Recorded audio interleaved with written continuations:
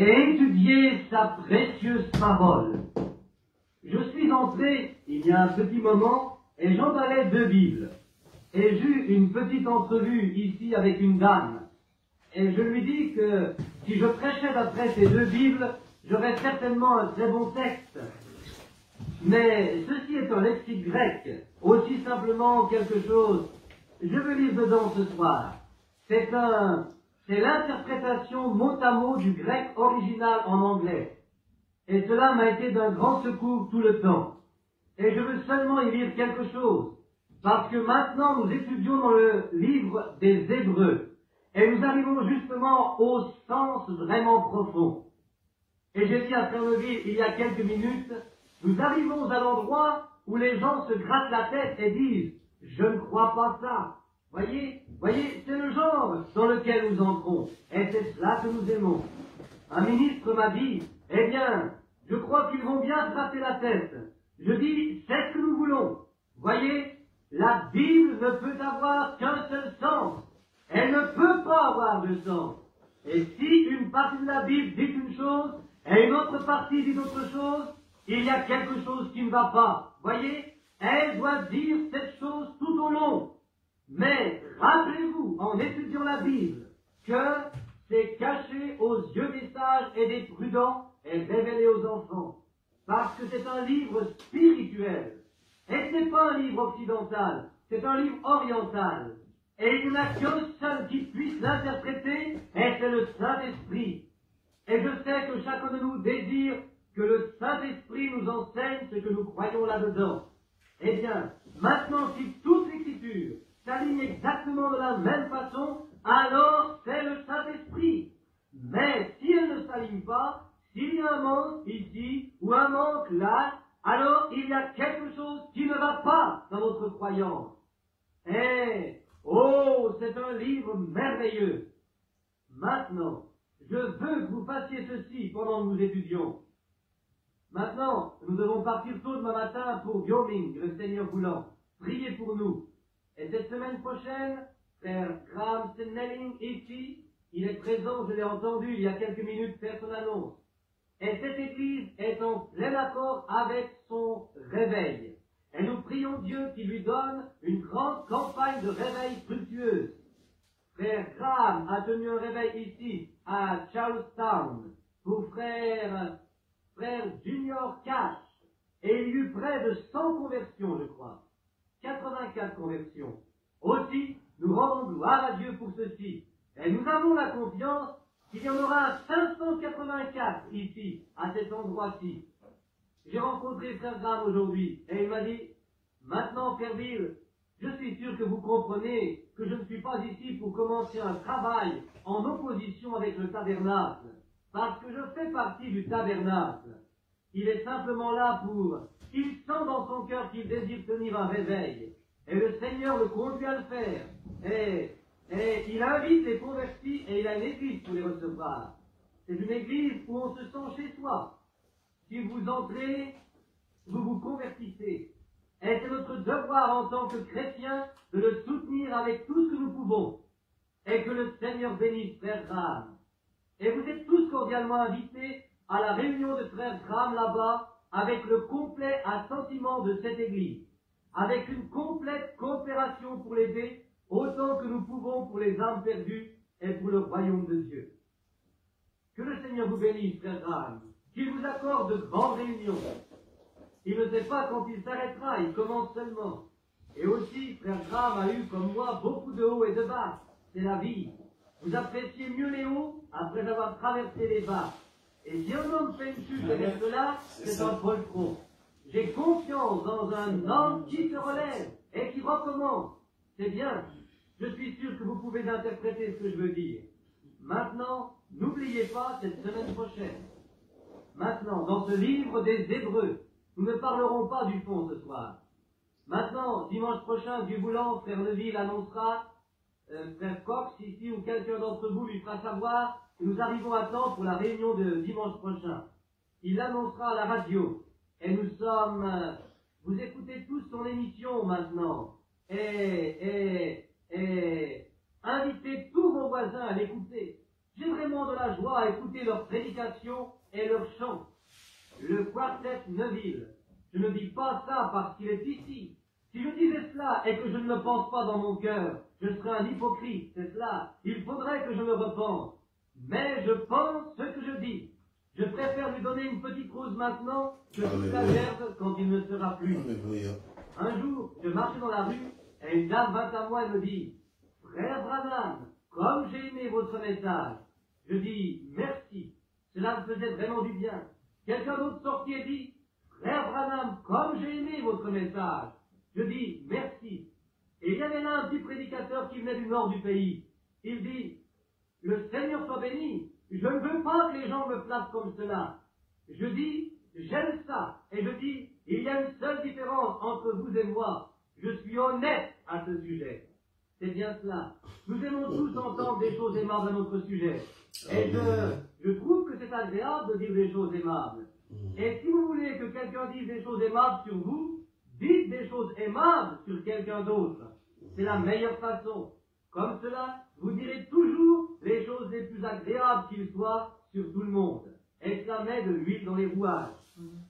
Maintenant, dans ce dimanche prochain, Dieu voulant, à mon avis, nous entrons de plus en plus profondément dans ces grands mystères de Dieu.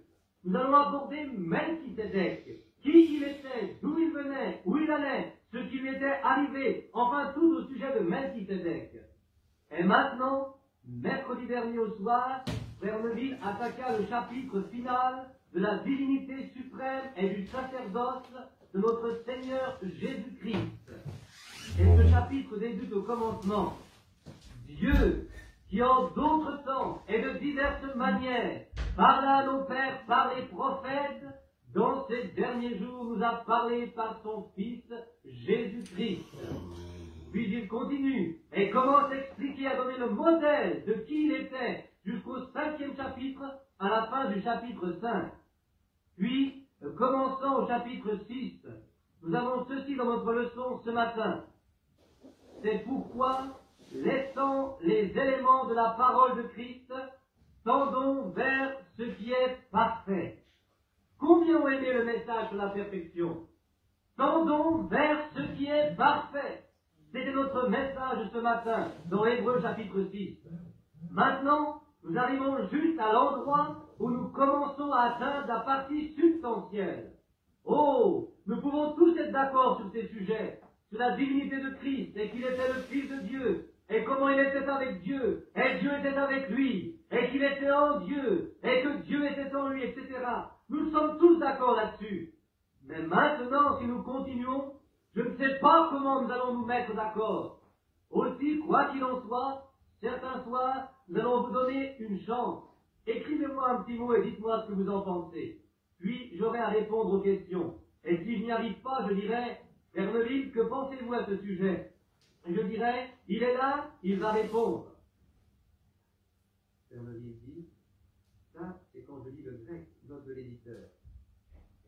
Ça, c'est quand il va lire le lexicon, y retrouver les mots grecs.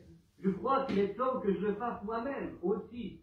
Mais maintenant, si nous voulons nous y mettre, être vraiment sincères, et venir réellement dans un seul but, celui d'apprendre. Je veux apprendre aussi. Et la Bible est écrite, et il est dit, l'écriture n'a pas d'interprétation particulière. Ce qui veut dire, l'écriture doit interpréter l'écriture. Voyez, chaque passage de l'écriture doit en interpréter un autre, tout au long de la Bible, pour en faire une seule grande œuvre. Parce que Dieu ne peut pas changer, parce qu'il est le Dieu qui ne change pas. Maintenant, laissons, c'est pourquoi, laissant la parole du commencement de Christ, tendons vers la perfection. J'aime quand Paul dit ces choses. Paul n'a jamais été quelqu'un qui aimait rester longtemps à la même place. Il aimait aller plus profondément. Une fois dans les Écritures, il dit, oubliant ces choses qui sont passées, je cours droit au but pour le prix de l'appel céleste. Voyez, il ne cesse de courir droit au but. Et ici, il dit, maintenant, laissons la parole du commencement de Christ, qui il était, ce qu'il était, tendons vers la perfection. Maintenant, nous D'abord, nous voulons savoir, pourrions-nous être parfaits? Et nous trouvons dans les Écritures ce matin, Matthieu 5, 28, que Jésus dit, nous devons être parfaits comme Dieu est parfait, ou bien nous n'en serons pas. Ensuite, nous avons trouvé que nous étions tous nés dans le péché, formés dans l'iniquité, venus au monde en disant des mensonges, et il n'y a rien de bon en nous. Aussi, comment pourrions-nous jamais être parfaits? Maintenant, voici ce que nous trouvons en lisant, comparant l'Écriture avec l'Écriture, que Jésus, par un seul sacrifice, a rendu parfait pour toujours son Église. Nous sommes donc parfaits à travers Christ, et nous sommes libérés du jugement par Christ. Nous ne mourrons jamais par Christ. Nous avons perdu la mort et trouvé la vie par Christ. Pas par une église, par une dénomination, par quelque chose de fantastique, pas par le parler en langue, pas en criant, pas en s'agitant, pas en dansant dans l'esprit, mais par grâce. Dieu appelle qui il veut, et tout est par élection, nous le voyons. Nous voyons que ce n'est pas celui qui veut être sauvé, pas celui qui veut ou celui qui couvre, c'est Dieu qui nous montre sa miséricorde. Et personne ne peut venir à Jésus si Dieu ne l'attire d'abord. Donc, qu'avez-vous à faire de toute façon? Vous n'avez rien à faire, vous n'entrez même pas en ligne de compte. Nous voyons que l'homme ne cherche jamais Dieu, c'est Dieu qui cherche l'homme. Et nous découvrons que Dieu est l'unique source de vie éternelle. Et nous voyons que tout ce qui est éternel n'a ni commencement ni fin. Nous voyons donc que l'enfer eut un commencement et qu'il a une fin. Et il y a seulement, personne ne peut dire que l'enfer est pour toujours. Oui, pour toujours, mais pas éternel. Pour toujours signifie un laps de temps dans la Bible. Pour toujours et toujours. Et vous cherchez et voyez si pour toujours ne veut pas dire un laps de temps. Jonas dit qu'il était dans le ventre du poisson pour toujours. Et dans beaucoup d'autres passages de l'Écriture, pour toujours veut seulement dire un laps de temps. Mais éternel, cela c'est pour toujours, pour toujours, pour toujours, et pour toujours, et pour toujours. C'est éternel. Et nous voyons que l'enfer n'est pas éternel, mais il est pour toujours. Et la raison, observez ces mots maintenant. Si vous ne le faites pas, vous vous embrouillez. Mais rappelez-vous simplement que les choses qui n'ont pas de commencement n'ont pas de fin. C'est pourquoi Jésus a dit, celui qui écoute mes paroles et croit en celui qui m'a envoyé a la vie pour toujours. Est-ce que ça semble juste? Non! À la vie éternelle. Et le mot éternel est Dieu. Le mot, il est juste là dans le lexicon grec.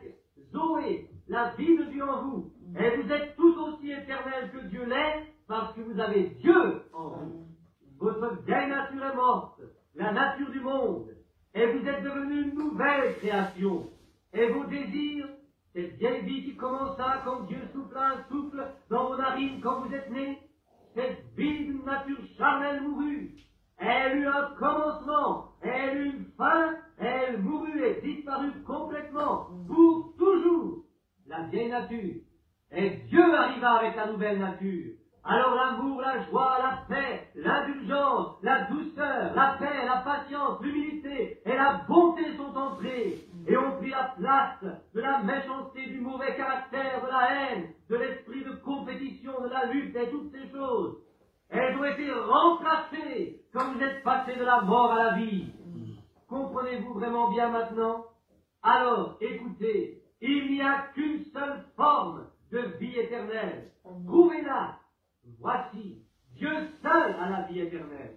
Et si un homme doit souffrir en enfer pour toujours, il faut qu'il ait Dieu éternel. Mais je dis qu'il y a, maintenant rappelez-vous, je ne dis pas qu'il n'y a pas un enfer brûlant. Il y a un enfer de feu, soufre et feu. Où est le ver, le feu qui ne s'éteint point et où le ver ne meurt jamais. Du feu et du soufre, une punition. Elle peut durer 1 billion d'années, mais elle doit avoir une fin. Car l'enfer fut créé pour le diable et ses anges. Et toute chose, autre que Dieu lui-même, qui était au commencement, tout provient de Dieu.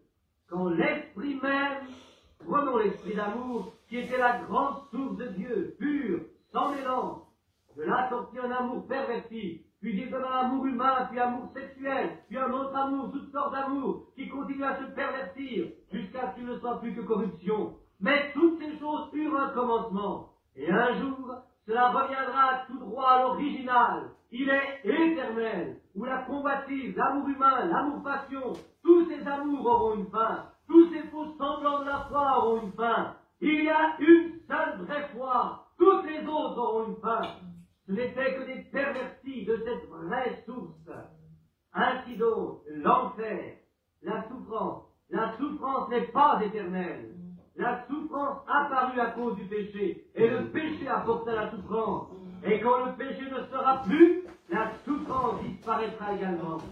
Et il y aura un temps où les pécheurs qui n'ont jamais accepté Christ, après avoir été punis pendant peut-être 100 billions d'années, je ne pourrais pas dire peut-être pendant 1000 billions d'années, je ne sais pas, mais il faudra que ça finisse un jour, parce que ce n'est pas éternel. Maintenant, nous allons tendre vers la perfection. Maintenant, écoutez, alors que nous entrons dans le message. Ne posant pas de nouveau le fondement de la repentance des œuvres mortes et de la foi en Dieu, de la doctrine des baptêmes, imposition des mains, résurrection des morts et jugement éternel. Maintenant, écoutez, nous avons une image ici maintenant. Juste maintenant, c'est là où nous allons avoir un grand désaccord. Maintenant, il faut que vous voyez où est l'image. Paul essaie ici de séparer la loi de la grâce. Nous avons deux images. Une est charnelle, l'autre spirituelle. Et Paul essaye de dévier entre les deux pour enseigner les Juifs. La lettre est adressée aux Hébreux, et les Hébreux essayent de montrer que l'Ancien Testament typifie le Nouveau. Aussi, vous avez deux images ici à considérer. Maintenant, écoutez bien pendant que nous lisons. Maintenant, il dit, laissons les principes de la doctrine de Christ, tendons vers la perfection. Maintenant, nous avons vu cela ce matin. Comment nous sommes rendus parfaits. Parfaits, absolument sans tache, irrépréhensibles. Pas un seul péché sur nous. Sommes-nous au-dessus de la tentation? Jamais. Péchez-vous tous les jours? Oui, monsieur. Mais cependant, nous sommes rendus parfaits, parce que nous sommes en lui. Et Dieu ne peut absolument pas nous juger. Il ne pourrait pas être juste. Il nous a déjà jugés en lui. Quand il jugea Christ, il me jugea. Il vous jugea. Et il ne peut me juger à nouveau, car il a pris mon jugement si j'ai été racheté. Et j'ai un ticket qui prouve que j'ai racheté ma montre chez le prêteur, que quelqu'un essaye de la retirer de chez lui, quand c'est moi qui ai le ticket. Je l'ai racheté. Et si le diable essaie de me faire supporter une punition, j'ai un ticket qui montre que j'ai été racheté. Oui, monsieur, plus de jugement. Celui qui écoute mes paroles et croit en celui qui m'a envoyé à la vie éternelle et ne viendra pas en jugement. Mais il est passé de la mort à la vie. Voici mon ticket. Il m'a donné la promesse.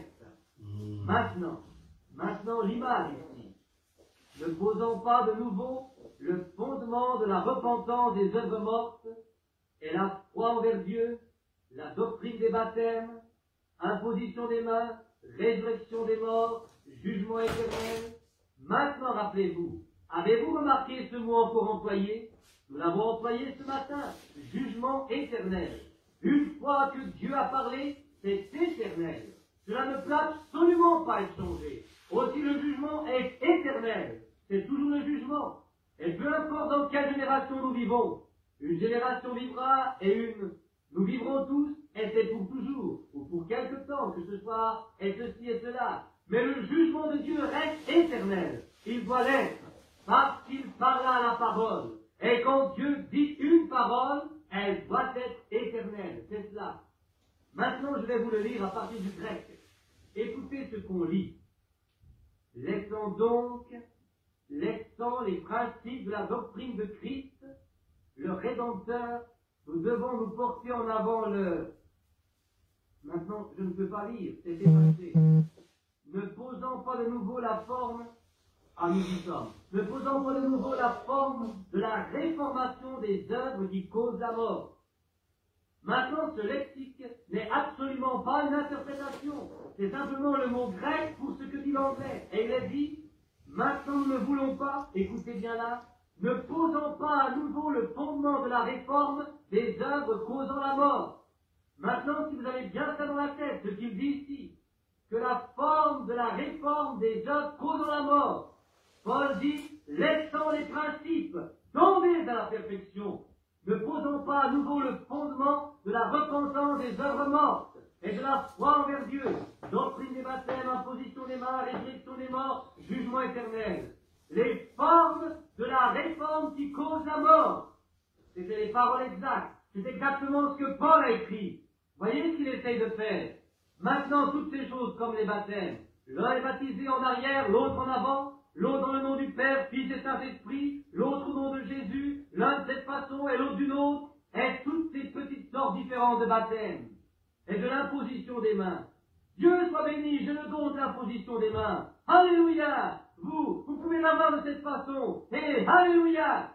Laissons tout ça de côté, parce que ce sont des œuvres mortes, des réformations qui réforment, voyez? Il parle d'un autre genre.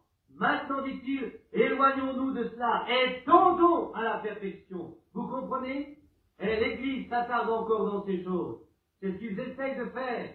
L'Église primitive des Hébreux essaie de dire, eh bien, j'étais baptisé par immersion et j'ai ceci et encore ceci et toutes ces choses. Il dit, maintenant mettez tout ça de côté, le laissant derrière vous. Mais maintenant, a-t-il dit que nous ne devrions pas le faire? Maintenant, écoutez ce qu'il dit à ce sujet. Et c'est ce que nous ferons si Dieu le permet. Et l'original dit la même chose. Nous le ferons si Dieu nous le permet, voyez? Nous le ferons si Dieu nous le permet. Baptême, imposition des mains, toutes ces choses, mais cela n'est pas parfait. Ceci est seulement la réforme charnelle. Et c'est là où les églises en restent aujourd'hui. C'est à la réforme charnelle. L'une d'elles dit, oh, eh bien l'eau, le mot baptême veut dire ceci et veut dire cela. Elles instaurent une organisation. Et l'un asperge, l'autre verse, l'autre baptise, le visage en avant, l'autre en arrière, et toutes ces choses. Certains posent des mains malades, certains font des apôtres, certains des prophètes, et en imposant les mains, et prêchant la résurrection des morts, ce qui est juste, et la divinité suprême de Christ est juste, mais il dit, tout ceci sont des réformes de forme. Nous avons réformé, mais maintenant, tendons vers la perfection. Comprenez-vous l'ensemble? Maintenant, prenez garde. Nous entrons maintenant dans la partie profonde. Car il est impossible que ceux qui ont été une fois éclairés et qui ont goûté du don céleste et qui sont devenus participants de l'Esprit Saint et qui ont goûté la bonne parole de Dieu et les miracles du siècle à venir et qui sont tombés soient renouvelés encore à la repentance, crucifiant pour eux-mêmes le Fils de Dieu et l'exposant à l'opprobre. Maintenant, je sais ce que vous, légalistes, vous avez dans l'esprit juste maintenant. Mais vous avez tout, voyez-vous, très bien. Je me tiens là-dessus et la Bible confirme que si Dieu a sauvé un homme, il est sauvé pour le temps et l'éternité. Vous ne pouvez pas lui faire dire autre chose.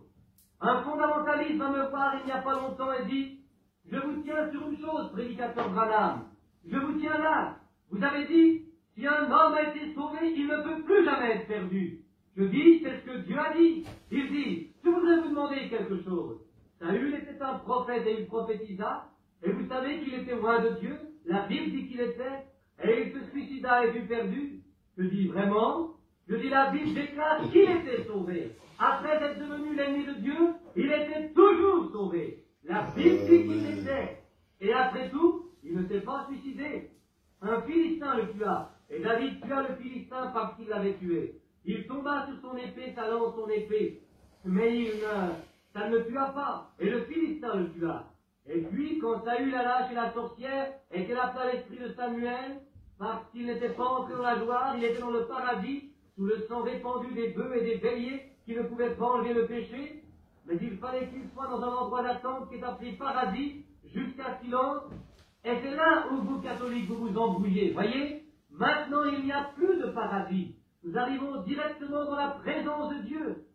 Et quand la sorcière d'Endor appela l'esprit de Samuel, il était là. Elle tomba sur sa face, elle dit, pourquoi m'as-tu trompé?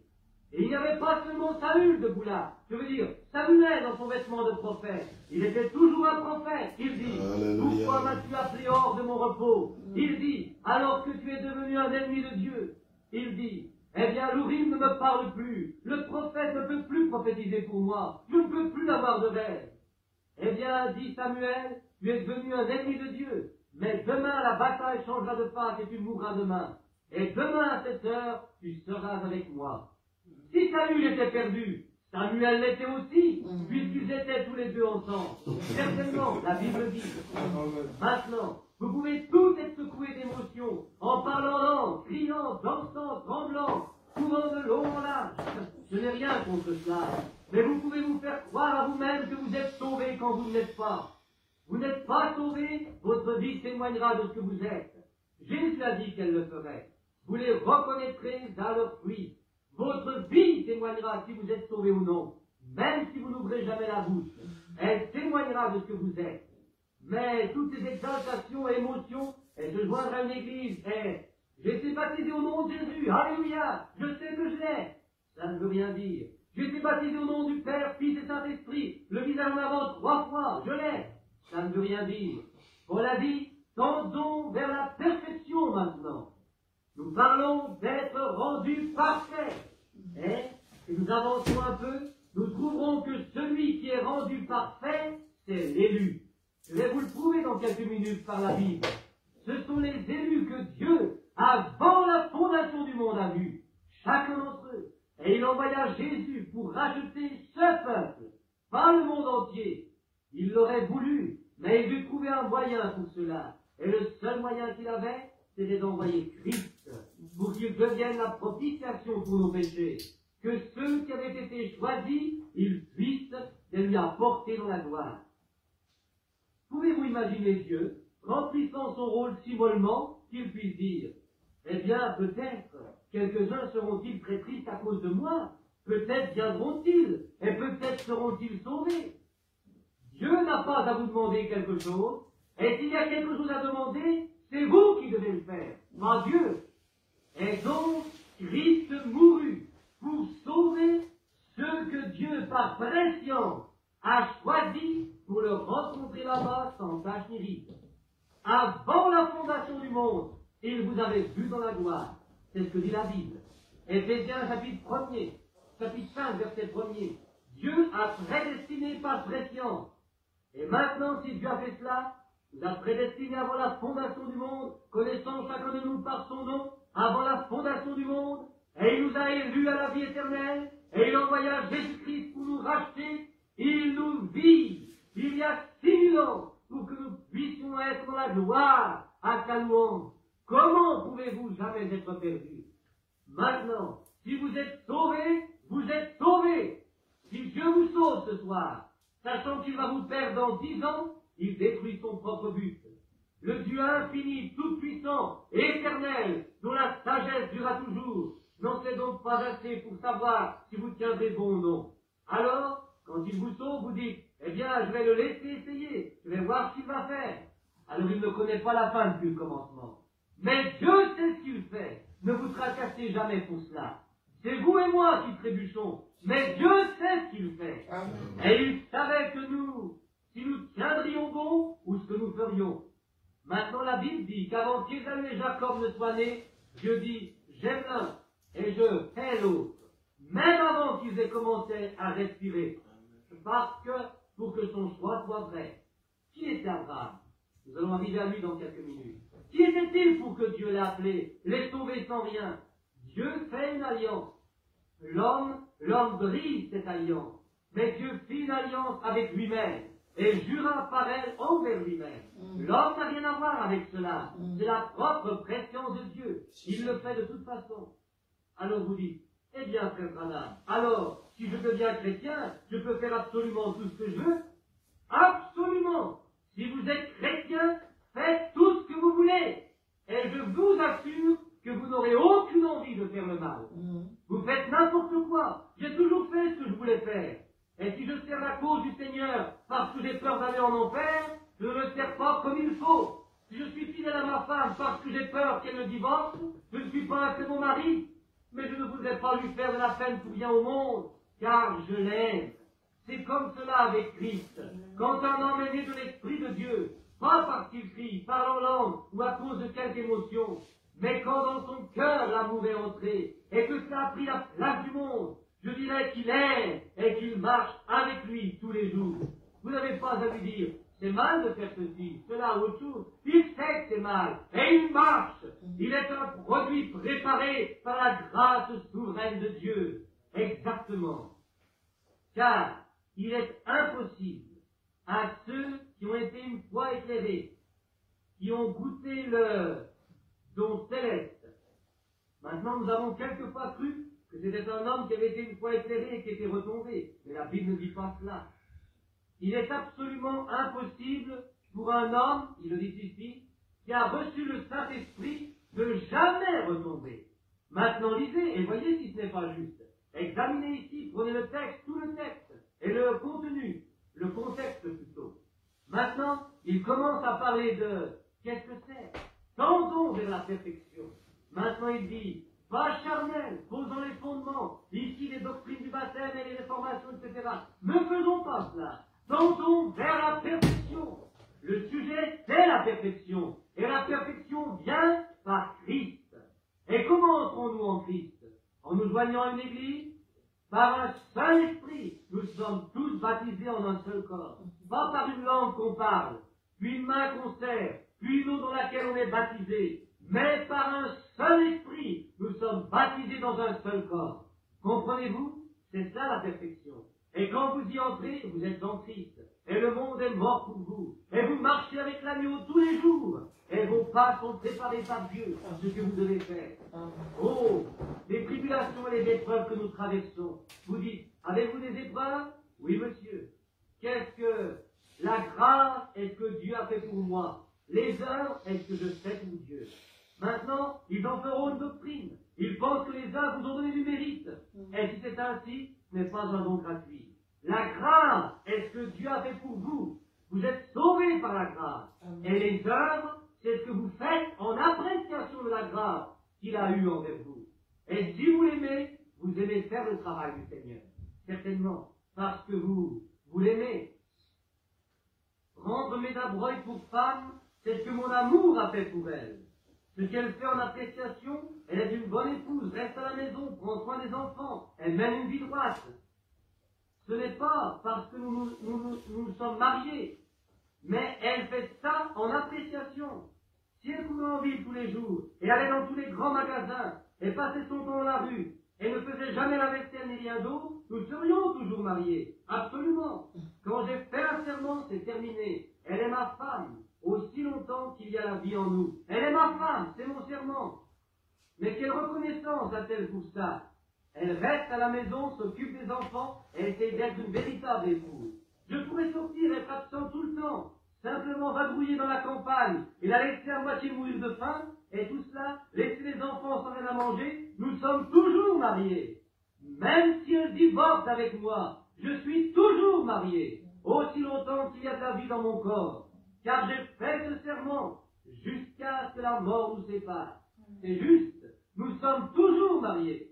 Mais cependant, je ne suis qu'un bien mauvais mari, elle ne serait qu'une bien mauvaise épouse. Mais si nous nous aimons, nous nous serrons les coudes, et nous supportons les difficultés ensemble. C'est ainsi que sont Dieu et son Église, quand vous êtes nés dans le royaume de Dieu. Vous aurez vos hauts et vos bas, c'est sûr, mais vous êtes toujours un chrétien, vous êtes toujours né d'Esprit de Dieu. Dieu peut avoir à vous retirer de la terre bientôt. Il est impossible que ceux qui ont été une fois éclairés et ont goûté le don céleste, qui sont tombés, d'être renouvelés et amenés à la repentance. Maintenant, je sais à quoi vous pensez, l'Église. Laissez-moi vous emmener juste un peu plus loin, afin que le côté légaliste soit écarté. Prenons les Hébreux, chapitre 10, et regardons ceci un petit moment. Chapitre 10, 26e verset. Car, si nous péchons volontairement après avoir reçu la connaissance de la vérité, il ne reste plus de sacrifice pour le péché, mais une attente terrible du jugement et l'ardeur d'un feu qui dévorera les rebelles.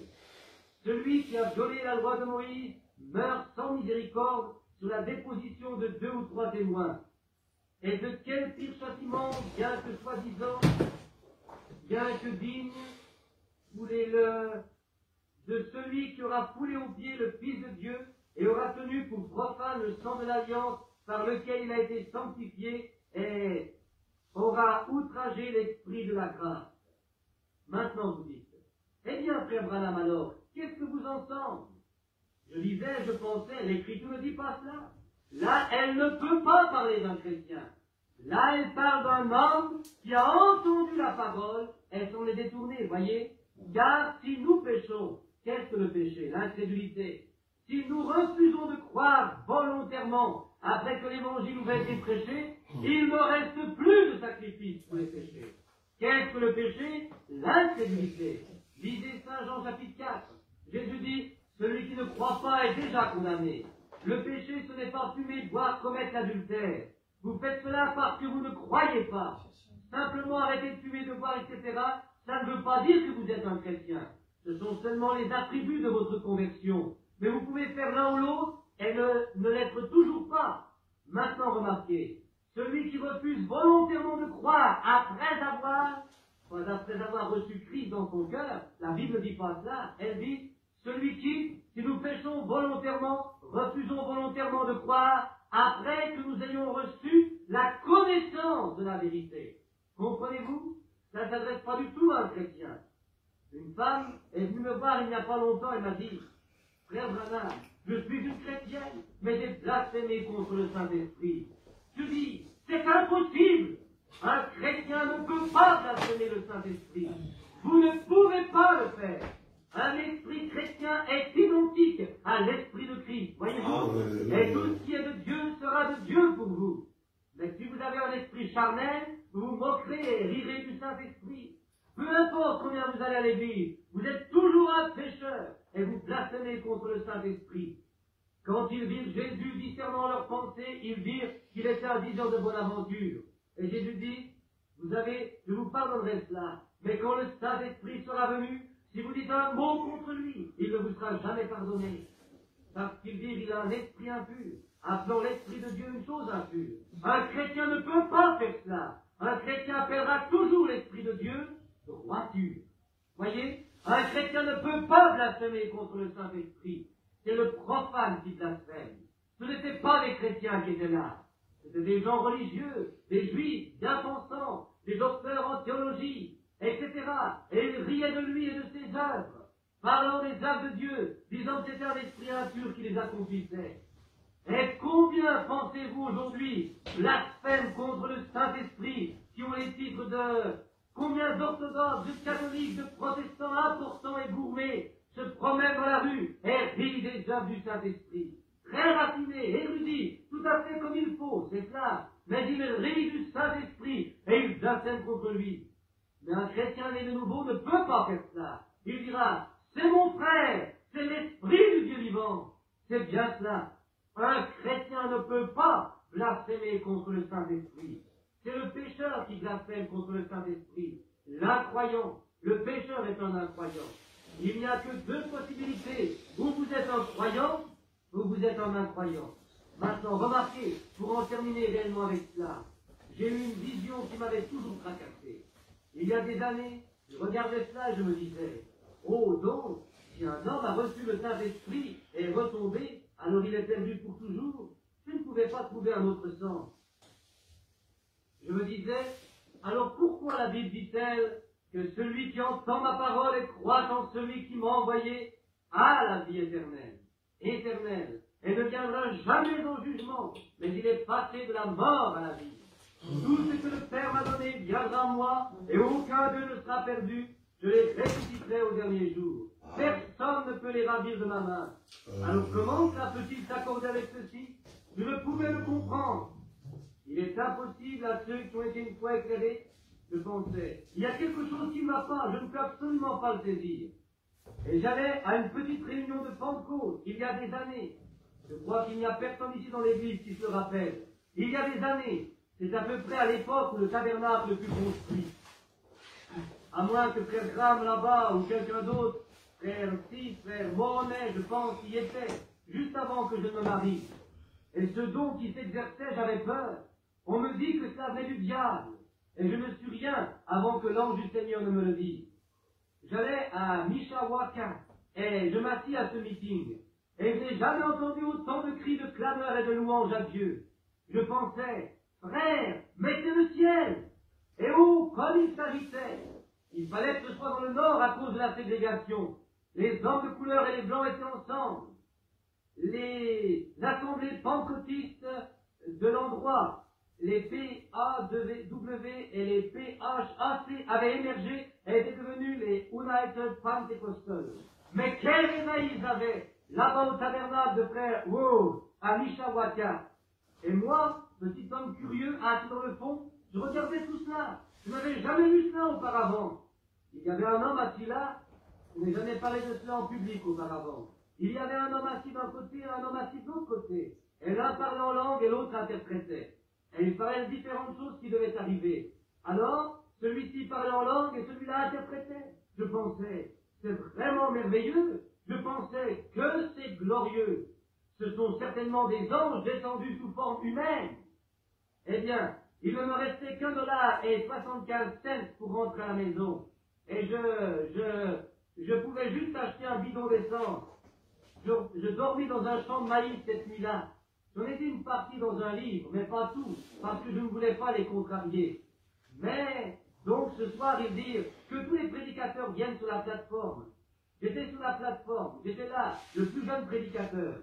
Aussi le matin suivant, ils me demandèrent de venir prêcher. Et je me cachais. Vous savez, l'homme de couleur dit, il est ici. Vous vous souvenez de cette histoire quand il me montra alors que j'étais assis là. Aussi, après avoir prêché ce jour-là, en marchant, je pensais, si seulement je pouvais arriver jusqu'à ces deux hommes. Ils conduisaient la réunion. L'un se levait, devenait pâle et parlait en langue. Et l'autre interprétait et donnait ses mots. Ainsi dit le Seigneur. Il y a une certaine personne du nom d'un tel qui va faire ceci et cela. Et frère, c'était la vérité. L'autre se levait, parlait en langue et il interprétait. Je pensais, oh, mais c'est merveilleux. Aussi ce jour-là, je pensais, je sortis et priais. Et je pensais, Seigneur, faites-la encore une fois pour moi. Je ne savais pas comment l'appeler. Vision. Je sortis et priais et demandais au Seigneur de m'aider. Je fis le tour du bâtiment et il arriva que je tombais sur l'un des deux. Et le Seigneur me donna une manière de savoir les choses. Je lui serrai la main et je dis, comment allez-vous? Il dit, comment allez-vous? Comment vous appelez-vous? Et je dis, Branham.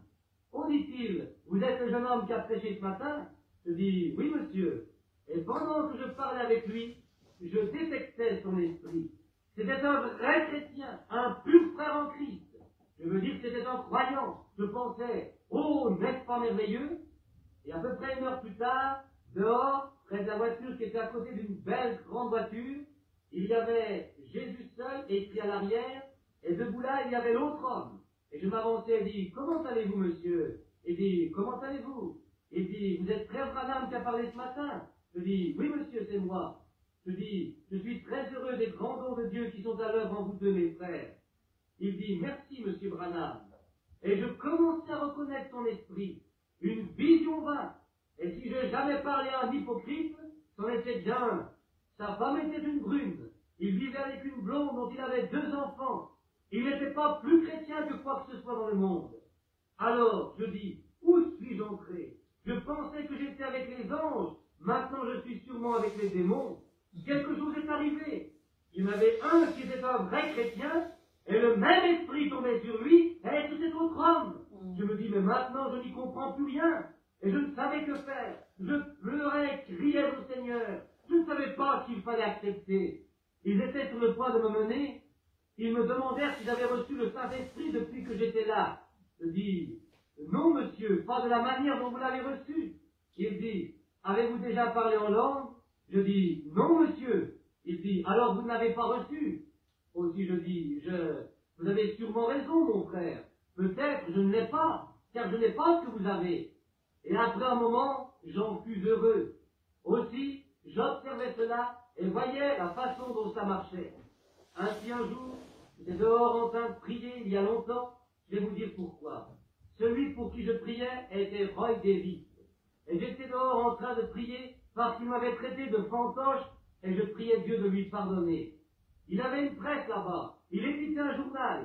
Et cette presse prit feu et brûla 1 ou 2 jours plus tard le soir, pendant qu'ils y travaillaient. Donc j'étais là-bas, debout dans une vieille caverne, derrière Green's Mill. Et je sortis, je priais là-bas pendant 2 jours. Et je posais ma Bible sur une grosse bûche que j'ai montré à Fairwood il n'y a pas longtemps. Je posais ma Bible, je m'assis à califourchon sur la bûche, le vent soufflait et je pensais, je suis resté si longtemps dans cette caverne, je vais juste lire un peu. Aussi je saisis ma Bible et commençais à lire et je tombais sur ce chapitre. Alors je commençais à lire et je commençais à me poser des questions, voyez?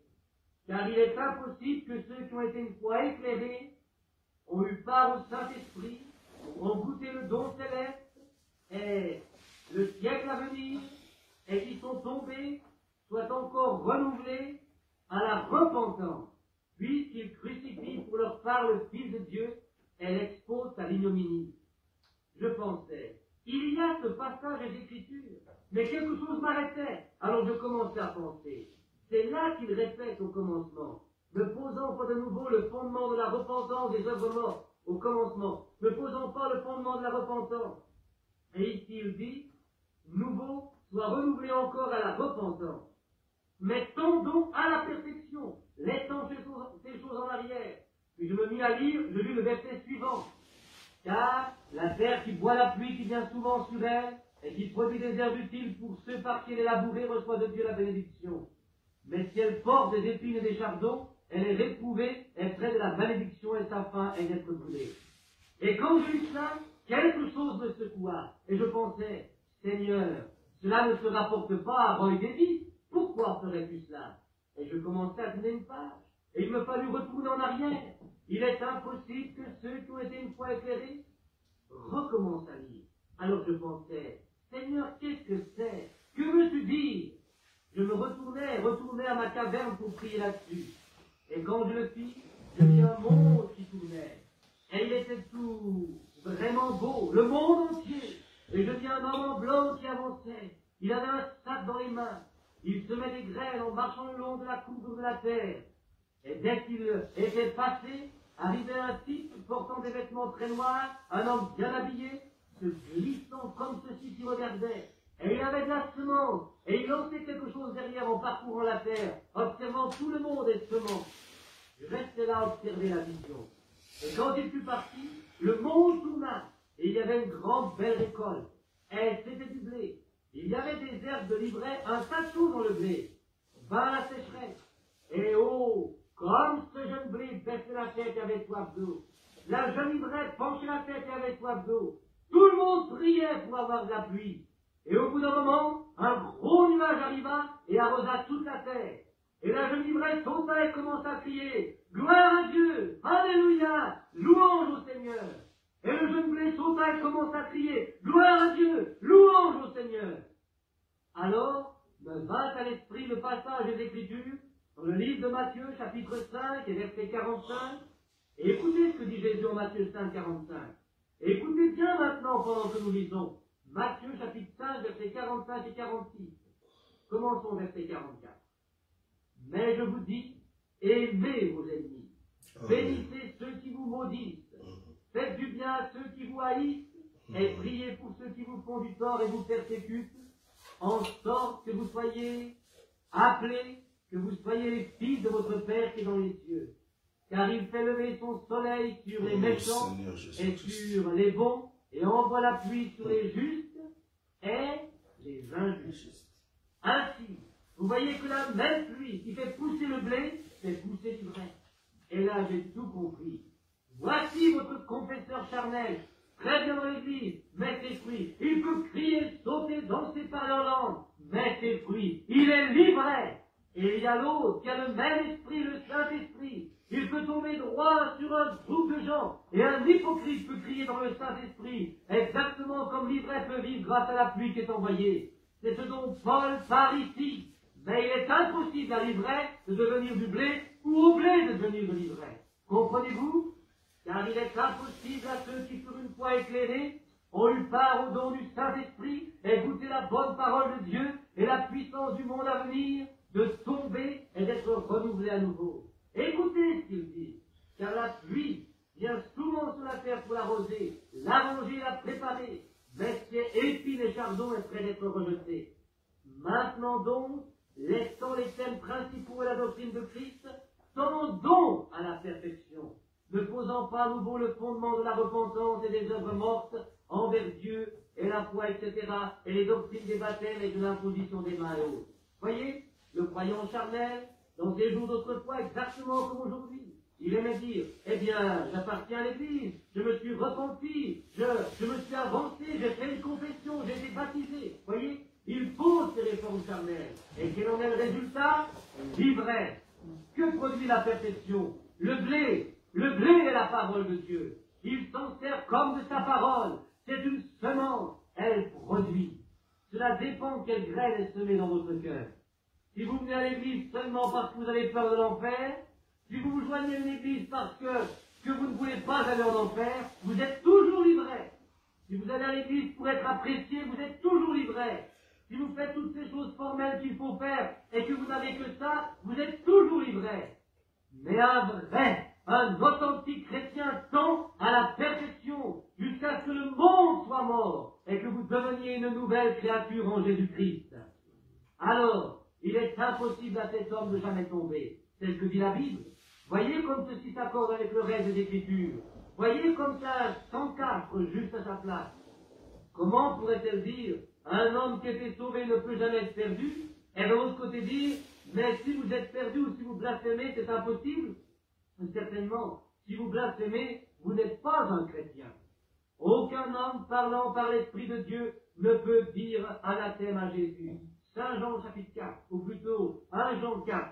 Aucun homme parlant par l'Esprit de Dieu ne peut parler mal de Jésus. Chaque esprit venant de Dieu, qui est de l'Église de Christ, s'accorde avec tout ce que Dieu dit.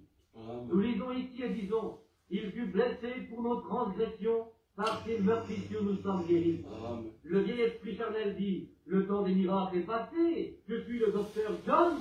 Voyez, la guérison divine n'existe pas. La religion ressentie dans le cœur n'existe pas. Vous n'êtes qu'une bande d'excités. Vous vous appuyez sur les sensations. Nous sommes presbytériens, nous sommes luthériens, ou je ne sais quoi. Nous savons où nous en sommes. Mais que dit l'Esprit de Dieu? Jésus-Christ est le même ici. Amen, dit l'Esprit de Dieu. Il se met rapidement d'accord avec la parole. Oui, monsieur, c'est tout à fait cela. Voyez ce que je veux dire maintenant? Ces réformes charnelles produisent la mort, dit Paul. Mais là où est la vie, est cette perfection. Celui qui entend mes paroles et croit en celui qui m'a envoyé à la vie éternelle, elle ne viendra jamais en jugement, mais il est passé de la mort à la vie. Je lui donnerai la vie éternelle, je le relèverai au dernier jour. Tout ce que le Père m'a donné viendra à moi, et aucun d'eux ne se perdra. Ça ne peut pas être. Ainsi voici ce que ça donne. C'est ce que ça fait. Les gens pensent que ça rend les gens mous. Frère, vous ne servez pas Dieu sous la cravache. Dieu n'a pas un fouet semblable à un vilain serpent pour vous faire avancer. C'est un Père. Il est amour. Dieu est amour. Et la Bible dit en Jean, celui qui aime est de Dieu. Vous aimez Dieu.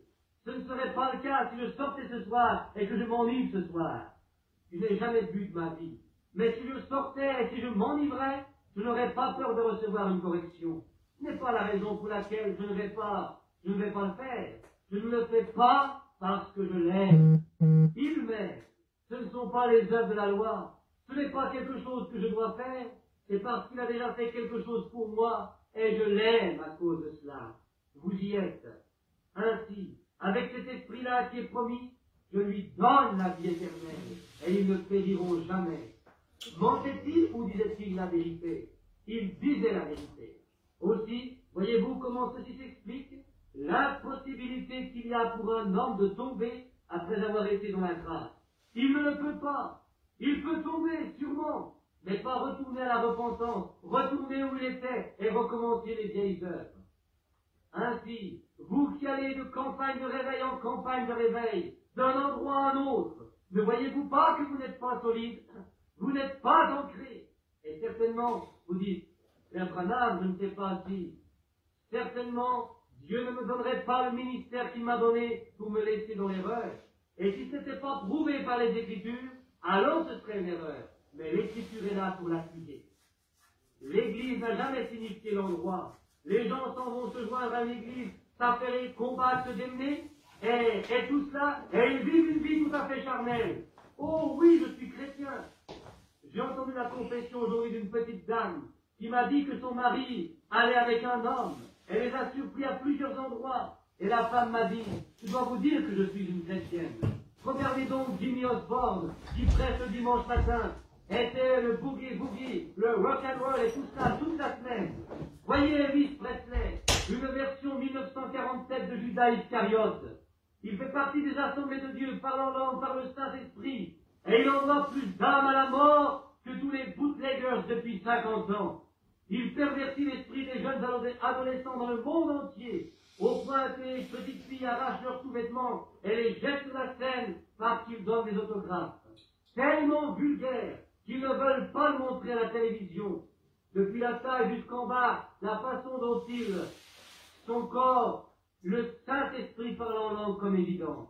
Oh frère, si le Saint-Esprit était là, il n'agirait pas comme cela. Vous savez bien que non, certainement pas. Dieu aime la propreté, la pureté, la sainteté. Je n'agis pas proprement, purement, saintement pour faire de moi un chrétien. Mais Christ en moi, vit ceci en moi, et je l'aime.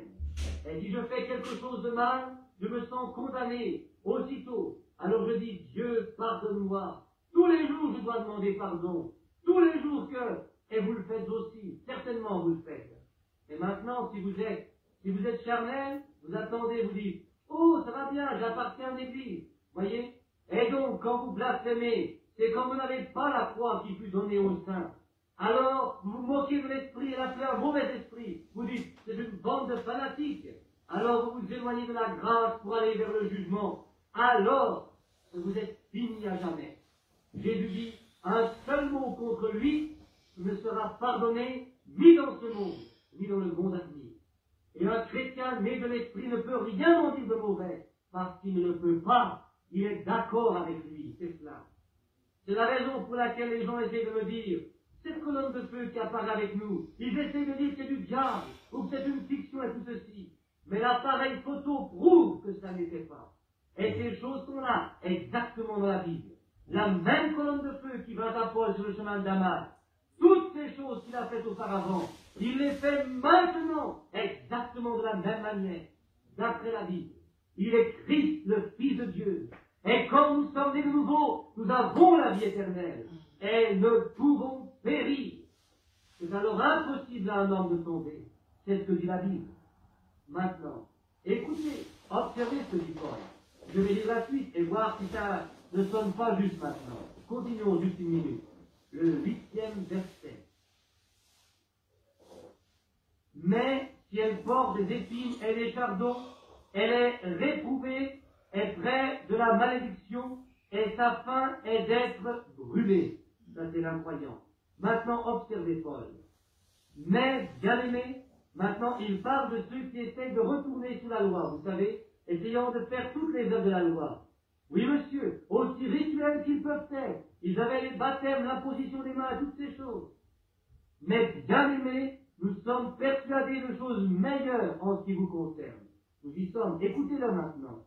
Des choses qui tiennent au salut. Quoique nous en parlions ainsi, car Dieu n'est pas injuste pour oublier votre œuvre et l'amour que vous avez montré pour son nom, ayant servi les saints et les servant encore.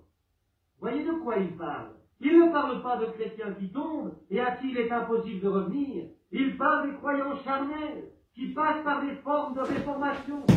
Mais il dit, pour vous qui êtes nés de nouveau, vous qui êtes les chrétiens bien-aimés, nous sommes persuadés de choses meilleures en ce qui vous concerne. Vous ne dites pas ces choses, vous ne vivez pas cette sorte de vie. Vous êtes en sécurité avec Christ. Que dit-il juste là? Maintenant, prenons Hébreux 10, où nous étions ce matin.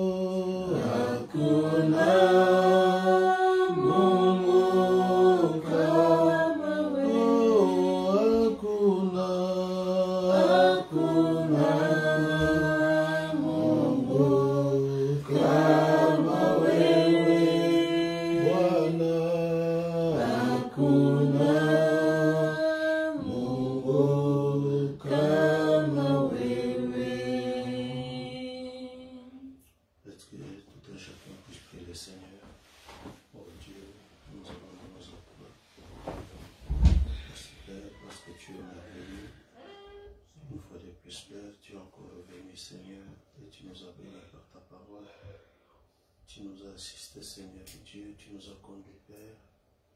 Tu as pourvu, mon Dieu, mon roi, tu as parlé, Seigneur, dans une telle simplicité, mais aussi claire que possible, Père, de sorte que il n'y a pas d'équivoque, mon Dieu, mon roi. Ta parole a été si claire, Père. Béni soit ton nom, Seigneur. Il y a des questions qu'on avait, Seigneur, au Dieu, en ce qui me concerne particulièrement, mon Dieu, mon roi. J'ai entendu encore cette écriture, ce qui était une fois éclairé, mais qui sont tombés. Oh Dieu, que il ne sera plus jamais éclairé.